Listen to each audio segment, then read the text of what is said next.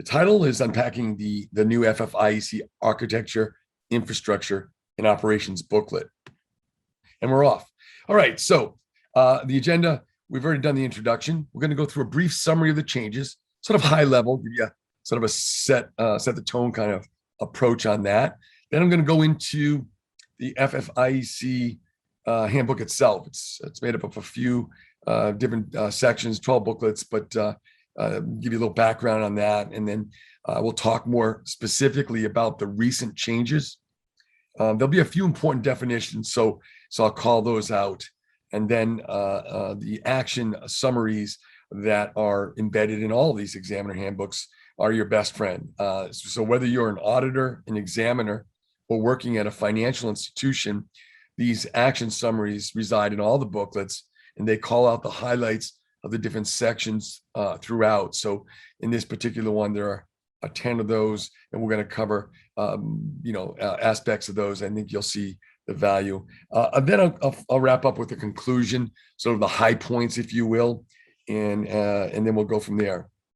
So basically, in June 30th, 2021, the FFIEC issued their new booklet, FFIEC's Information Technology Examiner's Handbook Series. This section of it was the Architecture, Infrastructure, and Operations. It went through, and finally, this booklet, it had been replaced the old one that was done in July of 2004. It gives you expanded guidance to help financial institutions and examiners kind of navigate through the new landscape that is, banking in the U.S. and certainly the threats and the different things that we're all exposed to. So it discusses a lot of the interconnectedness among the other aspects of an organization, right? Assets, processes, third-party service providers, all of those elements. It also ties tightly to the other 11 handbooks. I say 11, it's really 10. The 11th, or there's 12 total. The 12th one really is an archive of the older ones, but it does reference more than any other one, references those other handbooks a lot, calls those out, which is great. So when you look at the FFIEC, the new AIO booklet, it's just part of a part of the larger handbook, this examiner handbook.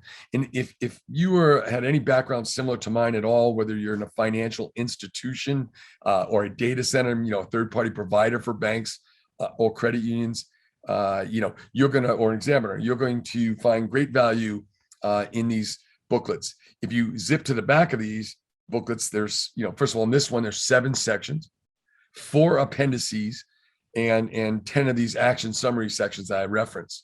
The appendix that matters for you in this booklet and the others is that if you go to Appendix A, it is literally the procedures are there for the examiners, right? It kind of gives them suggested guidance as to how they should come into your financial institution and perform their examination, right? The kinds of things they're looking for.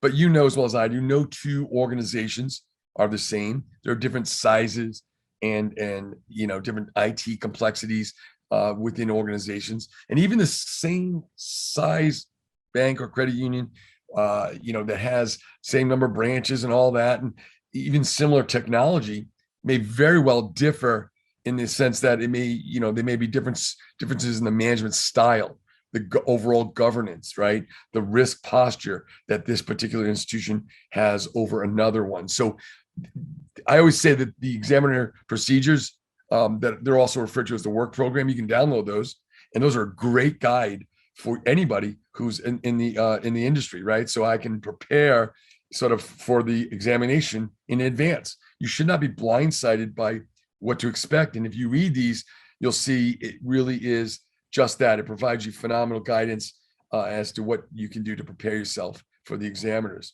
Now they have a lot of leeway, right? They're going to focus on different things. The Fed works with the state, and at different times, one will lead, as you probably know, over the other. And but they'll go in depending on how you performed last time, whether you're a higher risk organization or not. They approach it differently. If you're a smaller organization versus a very large one, they're going to consider those complexities, and they're going to expect a lot more by way of controls and your risk management and all of your processes to be much more mature than if you were just a smaller organization. So that's kind of how it works from their perspective. Now, some of the specific changes, well, if you look at it based on the name, the architecture, infrastructure, and operations booklet, we call out 3 different areas. Whereas in the past, back in 2004, when the operations booklet came out, it was just that, it was operations. And unfortunately, it took quite a while, about 17 years, to roll out the new one. And you all look at the technology that's changed in 17 years, the threat landscape, my gosh, that has just gone, wild. All of these things together, the tools that help you, perform at your financial institutions, and all of that has also changed. So it is high time they did this update. And this is one of the better ones. I did a series or a presentation on the BCM one. It was also very well written. It expanded business continuity in that case to just, it used to, in the old days, it was DR, and then it became business continuity. And now it's business continuity management, more broad. I bring that up because just like that approach, this booklet is the same. It's no longer just operations. It includes architecture, infrastructure, and sure, operations as well, but there's just so much more involved. So when you look at those aspects, understanding, of course, these 3 different areas, kind of what they mean. I mean, I think we all have sort of an intuitive idea of what those 3 areas are. And I'm going to give you their definitions. And I say I mean the FFIEC's definition. Then I'll give you some quick little, kind of references so you can, understand what we mean as we go forward through this whole booklet and the different highlights of it. So the content's expanded, like I said, from operations to include, the performance of activities that support a business. And it's just like when I was in IT myself way back, it was like, you don't buy tools and then work business around them. You drive any business with the goals and objectives of that business. In the financial industry, it's no different. You get the guidance when you should be going through your annual strategic planning sessions involving the board of directors and setting the tone at the top, setting the direction for your financial institution. And like I said, way back in the old days when I was in IT and heading that up for my financial institution, you'd get that guidance, you carry it out, you budget for the the information and the systems that you need to get you forward. This booklet, one of the things you're going to see, just like with the BCM one that was updated, they really put a lot of focus on governance at the highest level, and then management to carry out that governance in that direction to ensure that your financial institution is performing in a sound, secure way with a big focus on risk management. So architecture, if you think about it, think about architecture like if you think of an architect, the design. It's a design of hardware and software to meet a business objective. I love the way that was stated, because business is what the focus is. Technology is just a way to get there. Security is a way to get there safely. Things like that. So that's what sets the direction. Infrastructure are the physical pieces, the tools, the products, the hardware in some cases, or the applications to achieve those business objectives. So architecture is kind of that design. Infrastructure are the pieces that help you achieve that business objective. The booklet also, helps, guide evaluations of an entity's program related to AIO with inclusion of updated procedures. So it has a bunch of guidance on that as well, which is really good. And as we work our way through these different slides, I'm going to touch on some of the key points, and I'll try to break them down into real, takeaways, if you will, where the rubber hits the road, not just this theoretical thing. So some of the recent changes include, along with the updated procedures, the booklet also discusses the newest emerging technologies, such as cloud computing, microservices, AI, machine learning, and the Internet of Things. So the new AIO booklets, it's now more interconnected with the full scope of business, which is excellent. And like I told you, the booklet also references a handful of the other 12 booklets, which is nice. It's not just, in a vacuum. It will reference the security booklet, the BCM booklet. It references, because there's such a connection between these different booklets for your institution, but also within the business itself, the operations, the architecture, and the infrastructure, and the operations are all also interconnected. Some of the new big points are the purpose of technology within IT businesses, management's responsibility. I did mention earlier risk management, and you can't forget some of the evolving technologies. These are great ways for banks, credit unions, financial institutions to maximize your membership if you're a credit union, and your customer base if you're a bank, but to maximize your business overall by taking advantage of these technologies. But when you do move into that direction, there's a level of risk with that. So we need to make sure that you've got a solid risk management program in place, and that you're following the business direction and objectives as set forth by your, again, strategic planning, the board of directors, all the way down. So lastly, the changes essentially in this booklet, we retained all the important stuff that was there before about operations, but we expanded it now more to include how the flow of architecture and infrastructure support these activities and how they're carried out through the operations, right? Not big on going through detailed definitions, but I think it's important that we just kind of be more clear on the three terms that are the name of the booklet, but also three pieces that throughout this we're going to touch on. I'm going to allude to or reference different aspects of architecture as we go through it, the discussions, as well as some of the infrastructure that's involved. But the key functions of the AIO comprise a variety of activities, such as network and application design within the architecture, selection and placement of physical and virtual technologies within the infrastructure, and configuration, deployment, and maintenance of the infrastructure that supports the business within operations. So I said a lot of things in there. And I'll tell you, as an experienced IT and security auditor and firm, we dig into these in such a big way. And if there are IT folks on the phone, specifically, this is the foundation of the support to drive those business objectives. Is the IT on the back end.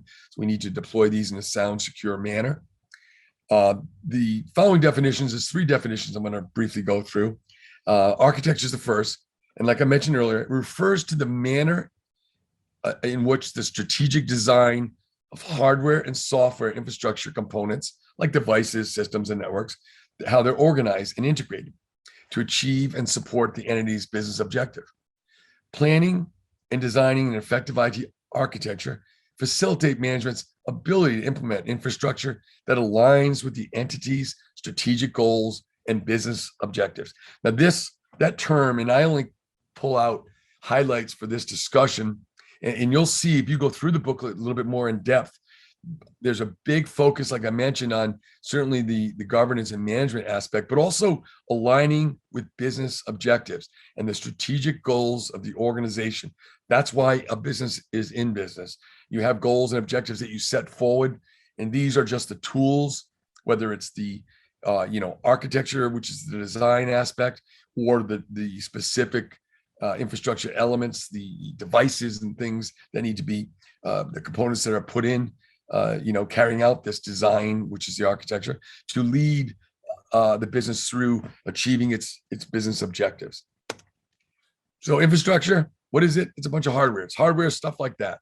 It's the physical elements, the products and services that are necessary to provide, maintain ongoing operations to support business activity, and it includes the maintenance of physical facilities. So it's everything from those components to the facilities themselves. The focus of this booklet is on the IT infrastructure, which is a subset of infrastructure. It includes hardware, which are servers and systems, and it could be a firewall, a switch, a load balancer, network and telecommunications, as well as software, applications, operating systems, things like that. The IT environmental controls that are in place, from power, heating, and ventilation, and air conditioning, to some of the other physical access components. But once it's built and implemented and aligns with its, architecture, the IT infrastructure can be managed internally or by a third-party service provider. And you'll see in this booklet, by the way, it's riddled throughout, like all of them are now as they're being rewritten. Third-party providers, they've been around, but now they are doing more and more than just, in the old days, a lot of times it was a core, your core system was hosted by a service provider, and a lot of the other stuff, you did a lot of yourself. You still had a lot of things on-prem, and now more and more folks are moving to utilize service providers to maximize their business opportunities. And this is kind of an extension as we go through this stuff, kind of touching on that as well, because you better have a real good third-party service provider or vendor management program at your institution to govern these aspects of the use of these third-party service providers. They're an extension of your business, and you're culpable. So operations, the last piece, the piece that was here before, it's just the performance, right? Operations are the performance of activities comprising methods, principles, processes, procedures, and services, excuse me, that support business functions. Everything at the end of the day is there to support the business functions.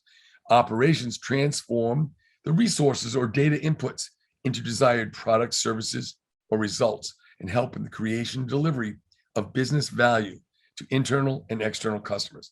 That is, to your colleagues or to your customers or members. Operations include the ongoing maintenance, monitoring, and support for these business systems of products and services. The booklet goes in and addresses a lot of the IT operations in the context of tactical management and daily delivery of services to support the overall business processes of the entity. So a lot of stuff there, but how about a drawing? That'd be a little easier, right? Nice diagram, simple life cycle approach for governing the architecture, infrastructure, and operations, the risk of that, right? So you design that is the architecture, you're designing, the layout of a network, perhaps. You're looking at where your PII should live, should reside securely, safely. So you better be pulling out your policies for data classification and classifying systems, subnets, facilities to whatever classification level you've employed there. If it's confidential, it needs to live and be maybe segmented or subnetted off to a section, just like in the building or buildings that you may have at your institution. You have areas where there's vaults and there's confidential information. Certain places within an office need to be locked and secured. So design it all with security in mind as well. So when you build it the right way, or it's going to cost you a heck of a lot more trying to overlay security later. Design is everything. Planning is everything. Then you're moving through and it's just utilizing. You have choices out there today from firewalls. There's a ton of different flavors of those. There's Cisco, Meraki, all these different firewall options that you have.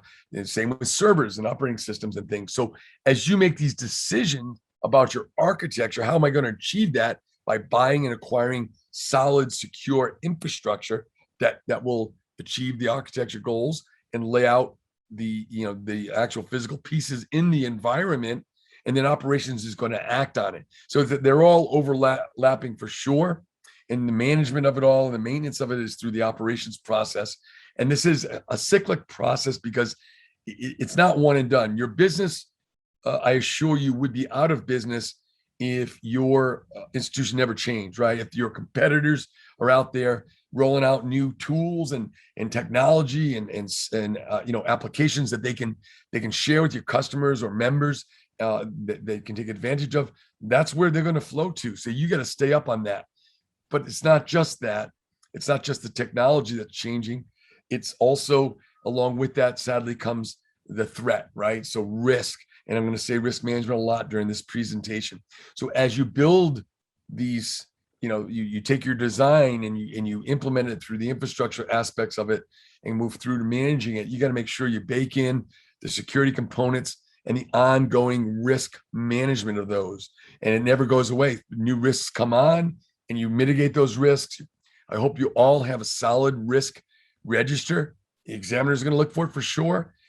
Hopefully you have a 3-year sort of audit plan where you fold in the most risky elements of your business, and the other ones fall down to a 3-year cycle where the most risky are being audited annually. It just kind of helps you keep that risk in front of you all the time, adding things to the risk list, removing them as they're mitigated, and then sooner you get some of this done and there's new infrastructure or technology that's available that you want to maybe take advantage of. So risk assess it.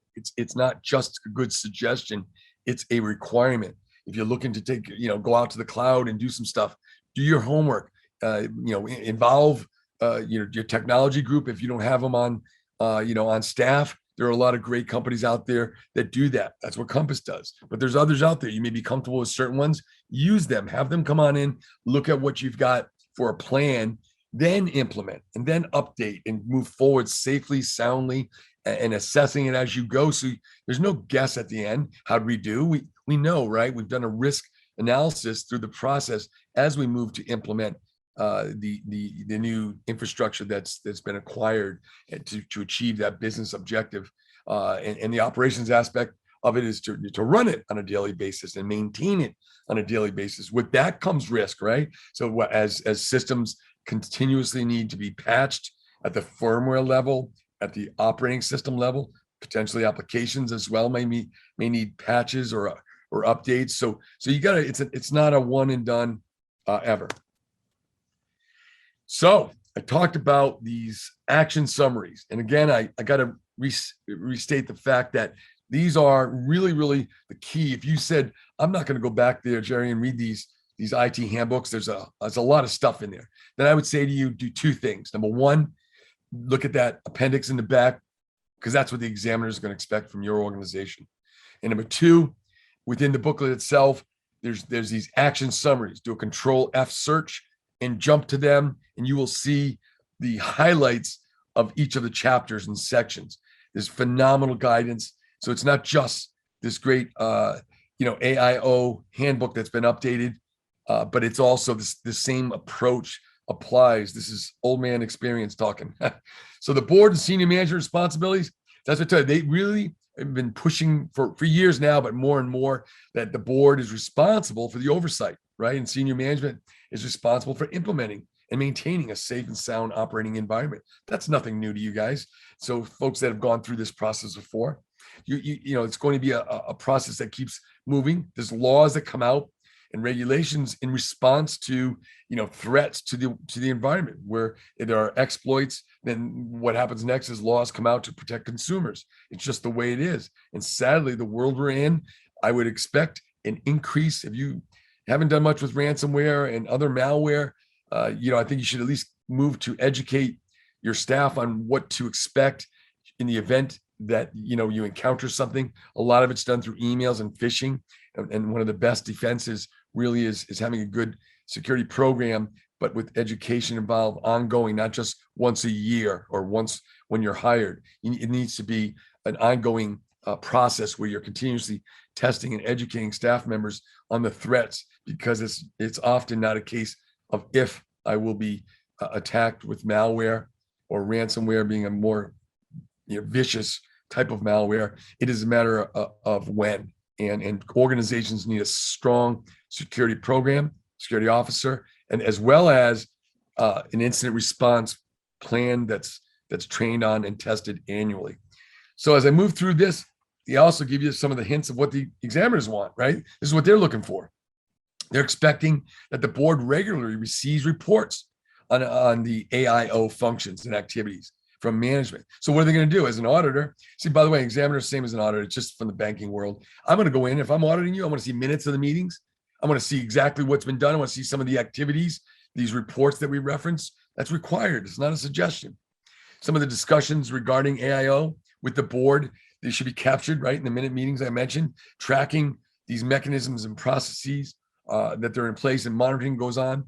I've used the term program, by the way, a few times, and I'll probably use it more. Here's what a program is. Program, regardless of whether it's a risk management program or security program, a program means typically policies, where that you will have within a policy certain things that must be in there, but the key elements in there are the scope, right? And the roles, clear roles, who's doing what, and then what it is, that is the responsibility. So clear roles and responsibility, those are controls.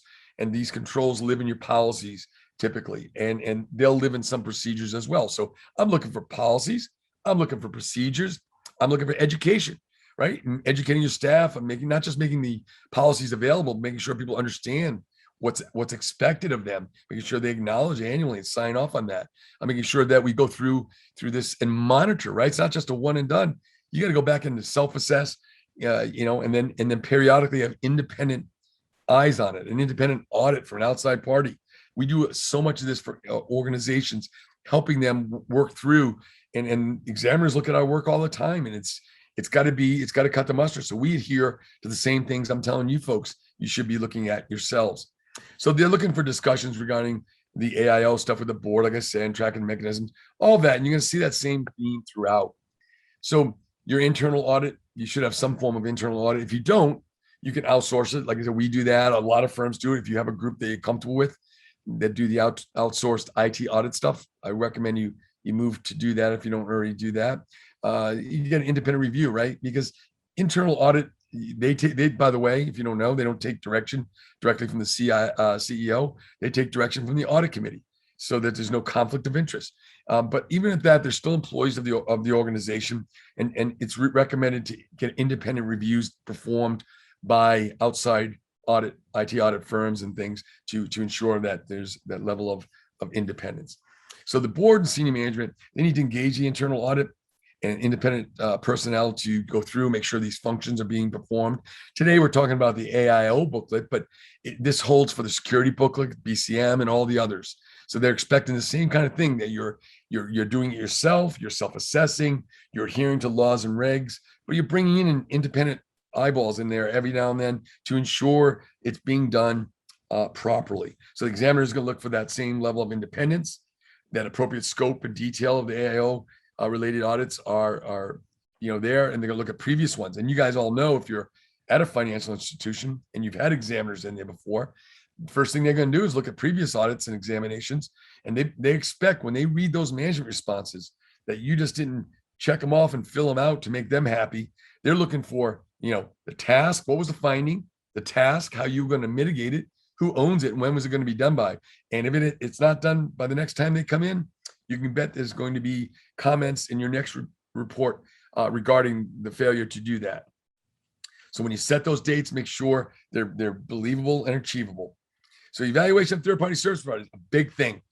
Evaluating third-party service providers is huge. They are, again, extension of your business. These third-party providers are doing great things for your bank or credit union or financial institution, and again, are an extension of you. But if you're good and have all your ducks in a row, but they aren't, it still reflects on you, and you're culpable and liable for that. So you need to have certain things in these contracts.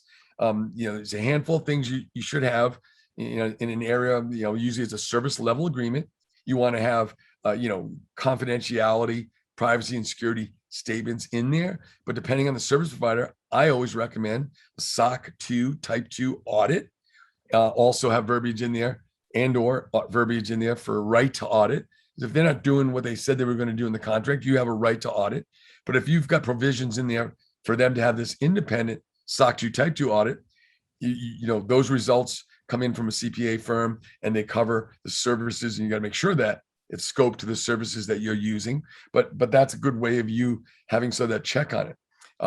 And as you go through your vendor management program, not just policy, right? It's got a policy, a procedure, ongoing monitoring. You're going out, you're having questionnaires completed, you're soliciting these SOC 2 Type 2s annually from them, evidence basically that they're doing what they said they would do when you first engage them, right? So that's a big thing. Couple quick notes on SLAs. If I am engaging a developer or an application that was developed from a firm, I would like a provision in there that the software source code be held in escrow.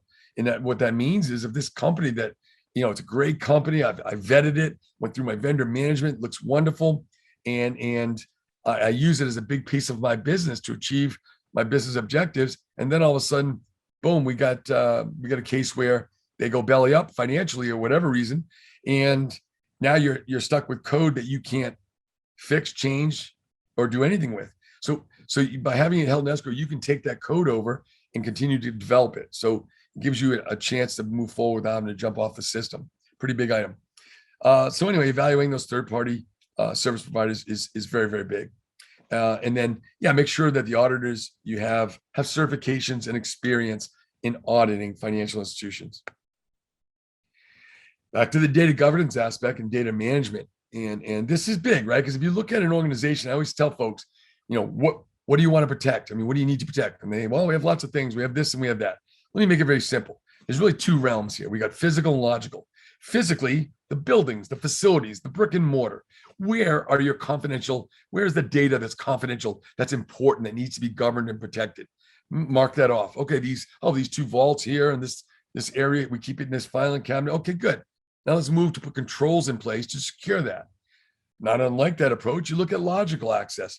So the logical world, let me look at network diagrams and let me see what networks and subnets, which are sections of your network, where is that PII, that personally identifiable information that I have classified, because I'm a really good financial institution. I've used my data classification program. I've classified that data as being either public, which is like marketing information, internal, which is just communications through email, maybe with a colleague, nothing big, not intended for the outside world, but no big deal if it was compromised. And then that really big band, which is confidential, which is going to be the social security number, name and address, financial numbers, account numbers, credit card numbers, things of that nature. That's your biggest band that needs to be protected. And that fourth level, some organizations have is called restricted, and that is confidential. The controls, that confidentiality, and the areas of your business that are controlled because they were labeled as confidential is restricted. Is that plus more? And what I mean by the example of the kind of data, it might be, oh, my organization is going to merge with another bank. So even employees at the top level, not all of them are in the know. So restricted information is really, really, really a low number of people that have access to that. So it's a fourth level. Not everybody uses that one, but it is a little bit more secure than even just the confidential information. And in this data classification policy and process procedure that you have, you're going to call out how it's protected at rest and in motion. That's what that does for you, so you know where stuff is. It's such a big item.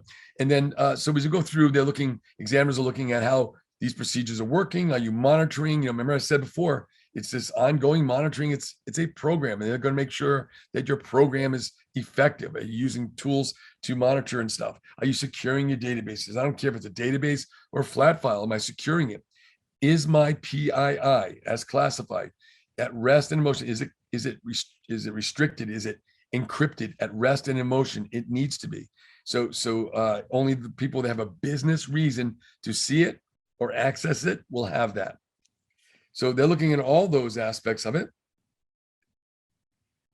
And then asset management, again, we're looking at, when you talked about our AIO, this is our infrastructure, really. This is, the policies, procedures that require the protection of the technology assets that you bought, right? You bought firewalls and hardware, servers, and, whatever in your environment. That's great. And IT asset management is really a way of, tracking this hardware, ensuring, where is it, should be labeled. So you should have some kind of an IT asset management program to track and manage it, and so where your assets are, and they should be classified. Talked about that at length. And then now you know where they are and what kind of information is there on them.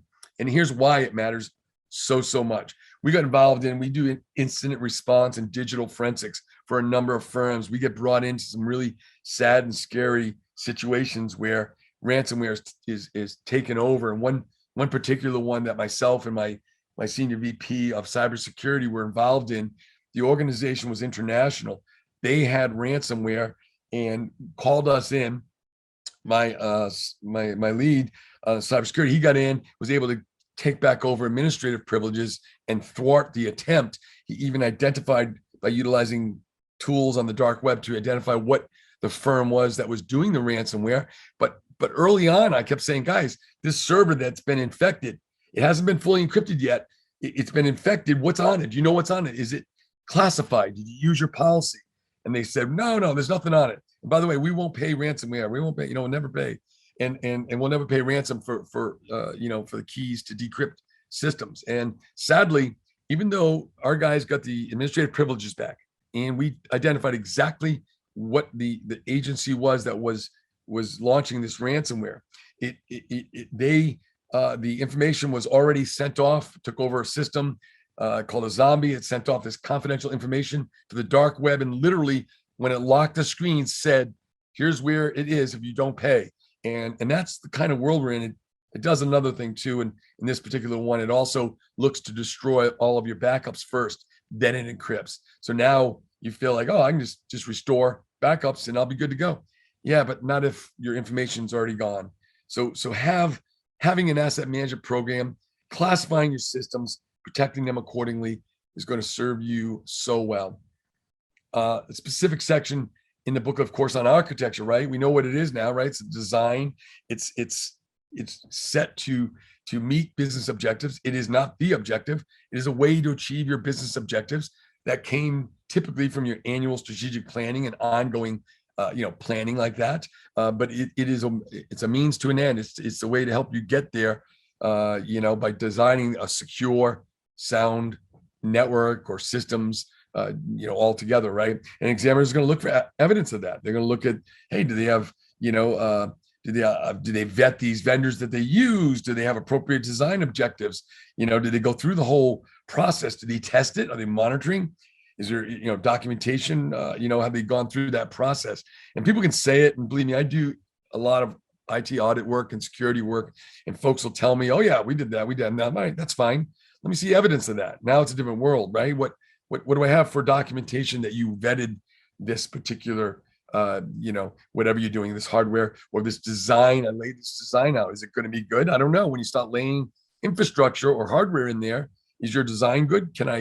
Did you properly segment? Was your design good enough? Your architecture, and that overlaps, of course, with the infrastructure, which again was really the hardware. We talked about this at length earlier, but the different tools, is this vendor better than another one? Who knows? But let's make sure that it meets the business objective, that it's scalable, right? That it's adequate it has support, software controls in place and, that kind of thing. It meets, by the way, these controls that come with the systems. They also need to roll up to your IT security policies, right? Those are the rules for your bank or credit union or financial institution. So there's a lot here, but management needs to implement these in this IT infrastructure to achieve and promote the objectives of confidentiality, integrity, and availability, and meet the entity's business objectives. Going back to the business objectives. So these are some of the bullets associated with that.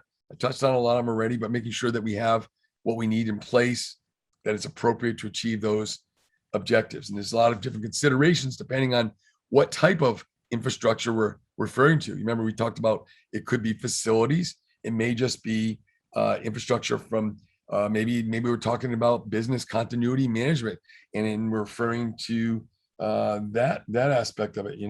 So it could be a hot site somewhere. So you want to make sure that for availability, in that example, I've got a vendor that's been vetted, that's got maybe a SOC 2 type 2, and they demonstrate that they have the appropriate controls in place for you. And then our third one of the three, namely on this booklet itself, operational controls. Much of them are the same. Sure, there's a few that reference terminology in here. I'll get to those that are a little bit more updated, thank God, to meet some of the technology that's there today that wasn't there in 2004 when the last one was rewritten.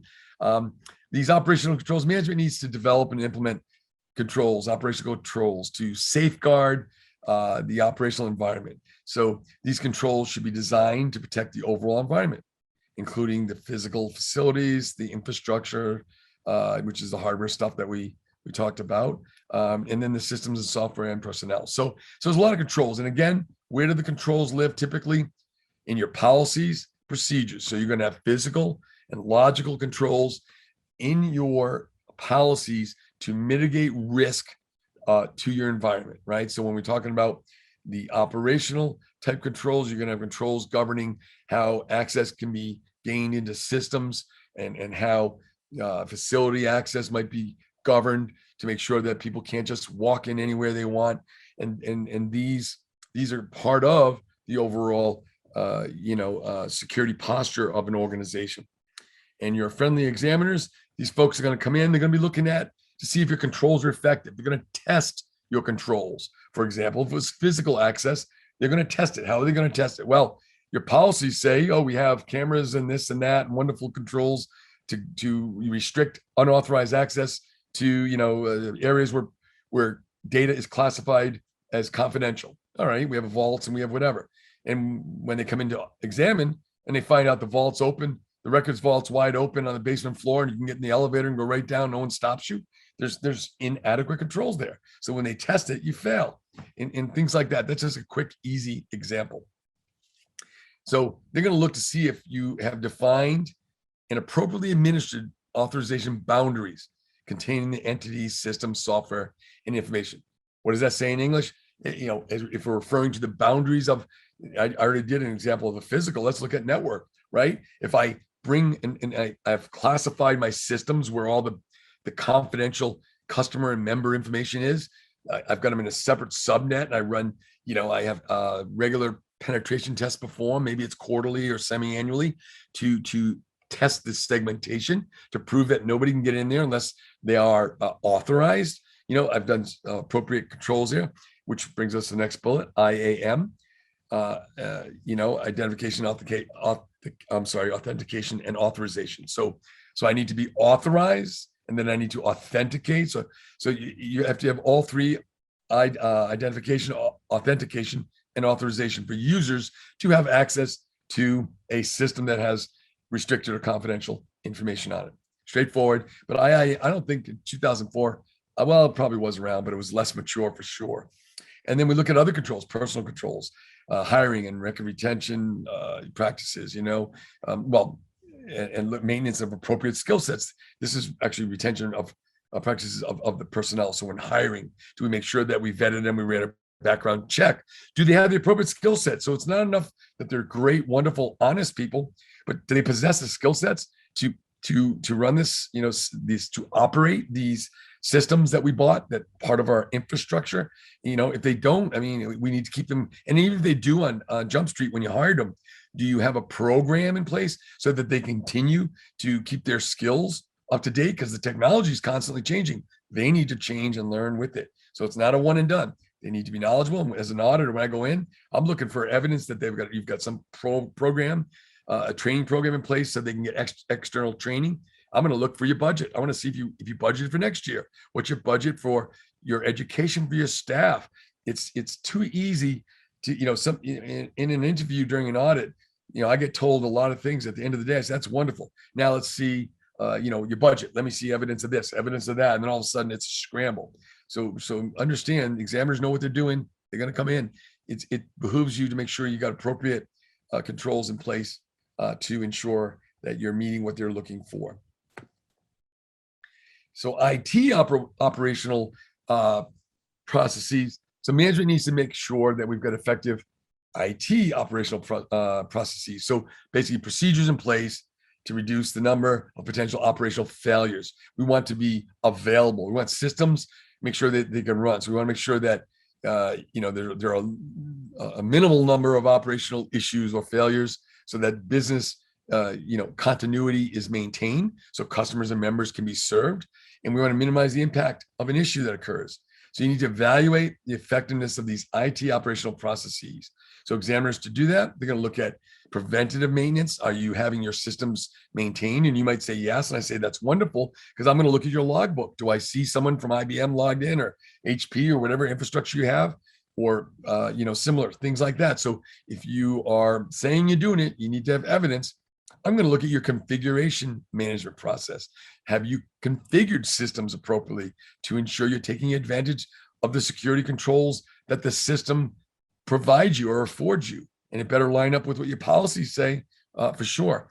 We need to make sure that effective vulnerability and patch management processes in place. So having vulnerability scans run internally and externally, and having a good patch management process.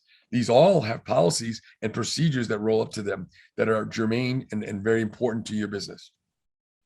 Backup and replication processes. And this one here with ransomware, and again, you guys see the news, expect this to be ramped up and be more and more important as we move forward with this. So having detached backups, so that if my main system gets compromised because somebody clicked on a link or went to a site or downloaded something, or in an email they opened an attachment had malware, if it's spread because I'm logging into systems, making sure that your backups aren't connected. So it's not a non-persistent connection. It's a safe, secure backup so that I have the ability to restore safely and soundly.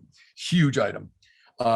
scheduling processes to manage and effectively use IT resources, for hardware and processing time. A lot of this would be your third-party provider for your core system or systems, and also capacity management. A lot of times that falls more on service providers, but you need to know what you have for capacity for systems. Just make sure a lot of it's elastic now when you use cloud services, which is really wonderful, but knowing that you have the ability to maintain or support the capacity, otherwise your systems are going to crash. And then a big one, log management, centralizing, having all systems do logging, centralizing them to a centralized log server where we can interrogate that, secured, first of all, controlled, and access is restricted. But also it's a way, if there's something does go sideways, for incident responder to go through and interrogate what's going on with the system or a subnet to see if a nefarious activity has occurred. So the last thing is having a good sound procedure that rolls up to your record retention and destruction policy. And that's where you've got, in the disposal one, you have, policy roles and responsibilities of how we're going to safely, securely dispose of data, right? If we've got backups, if it's a hard drive or we have backups, that's old school media, or if we have a system that we want to, it's an old system, I want to donate it to some nonprofit, make sure that it's properly, degaussed, or a lot of times we just remove hard drives and use a bonded shredding company, and those will be shred along with other hard copies. So make sure your policies speak to all that and that you're doing the right things with that. Moving to service and support processes, just making sure management develops and implements service and support processes. These processes should be designed to support an entity's strategic goals, again, and objectives. There's a lot of repeating in there, but just to ensure continuous and reliable and resilient systems, right? And making sure that the business lines, personnel, customers. So if all that's lined up and you're doing it right, there should be minimal downtime, minimal impact on your customers that you serve. That's one of your major objectives. And so to achieve that, you need to make sure you're doing proper planning and things like that. So examiner is going to say, hey, what do you got for, your planning process? Do you guys have regular meetings? Do you maintain minutes? Do you have, with your third-party providers, those SLAs that I alluded to earlier? What's your contract say? That kind of stuff. What are the limitations? Making sure that's all there. And internally, there's communications in place. There's, whether it's weekly meetings, monthly, you have to have some communications, with business line management to ensure it's going. So they're going to look for evidence of minutes of meetings and emails and other correspondence to demonstrate that you are meeting those objectives. Operational support procedures and processes and controls and mechanisms. I mentioned those before, and other processes. So it's just a lot of it feels obvious, but making sure that you are doing it and making sure you have the evidence to support that you're doing it is going to be big. Ongoing monitoring evaluation process. A little bit of overlap here, but making sure that you develop processes to oversee operations functions and evaluate the effectiveness of the controls and identify opportunities for improvement. So you're always kind of in a cyclic process. Like I told you before, you're going to be doing some monitoring, some of the stakeholders' input into the types of reports and metrics produced. So you may be developing or providing stuff for the finance group, and so we want to see what kind of reports or metrics are produced. A lot of organizations use these key performance indicators, KPIs. They're great, and they give you at least sort of a sense for how you're performing. You may not be there already. The controls may not be fully mature, and the performance may be off a little, but it's a way to monitor and track progress. Board of directors and examiners, people love this stuff. So implementing that, and then implementation of corrective actions, right? If my KPIs aren't meeting the objectives or the targets, what am I going to do? I'm going to adjust this. I'm going to do that. So all of that stuff, the examiner is going to be looking to ensure you've got in place.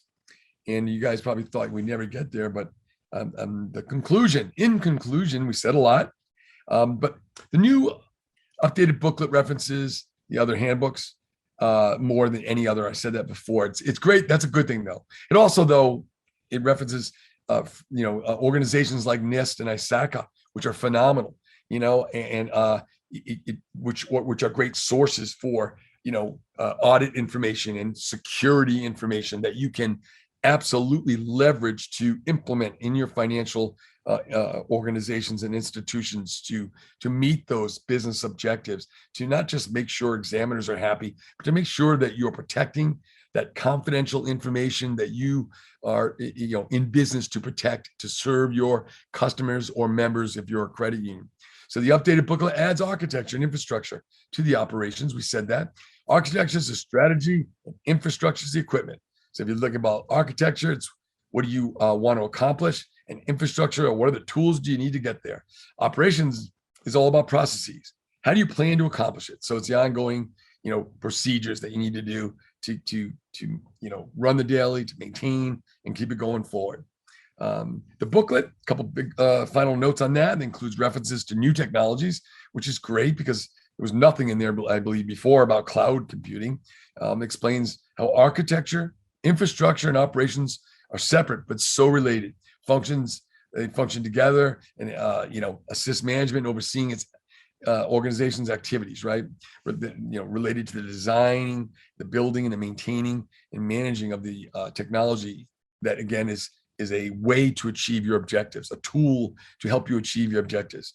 So it also discusses how appropriate governance of the architecture, infrastructure, and operations functions are related and related activities can, number one, promote risk identification across institutions, support implementation of effective risk management, assist management through regular assessments of the entity's strategies and plans, and promote alignment and integration between these functions.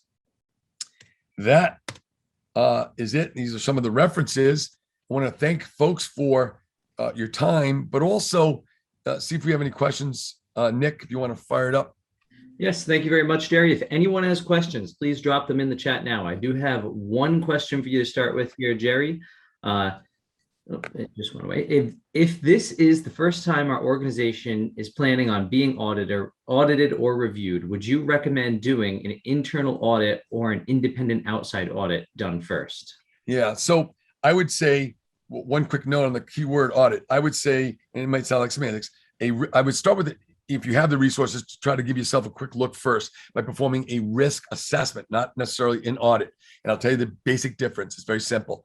From a risk assessment, you're still looking at the particular high risk areas, the general controls and the applications that you have in your institution, but have it risk assessed yourself first. And then I totally would bring in an outside party to perform a risk assessment. And I choose risk assessment over audit initially because it's going to give you, again, look at the same areas, but the difference is cost, time to do it. It's going to give you, so in an audit, I'm going to grab samples. If you have 1,000 of these things and they're all different, I'm looking at 1,000 of these things. If you have 10 of them and they're all the same, I can look at one of them. You know what I mean? So my point to you is it's all about a lot of the sampling and how deep of a dive you're going to go to look at these controls, to test these controls. Most assessments and audits are point in time, but they will often look back further. So I would say if you've got the resources, I would do a little bit of a self-assessing, if you will, in the different areas.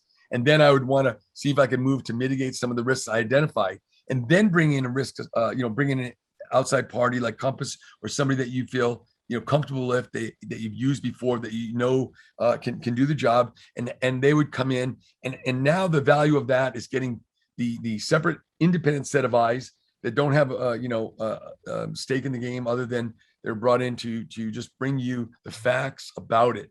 And see, if you went to an audit, you got to pay a lot of money, and you may know that already. See, if you just jump right to an external risk assessment, you're going to find some problems yourself right away. So if you can afford to do it, do your own first, then bring a party in after you've remediated. Now they're not going to just repeat to you what you already knew. Oh, I don't have policies. Yeah, they wrote me up for policies. I knew that already. What value is that? So go and self-assess a little first, then bring in another outside party, independent, for a risk assessment, and then you're ready for an audit or examination by outside, by whether it's examiners or an independent IT audit firm. Now you know you're going to fare well. Sorry, that was lengthy, but it really matters, the terminology.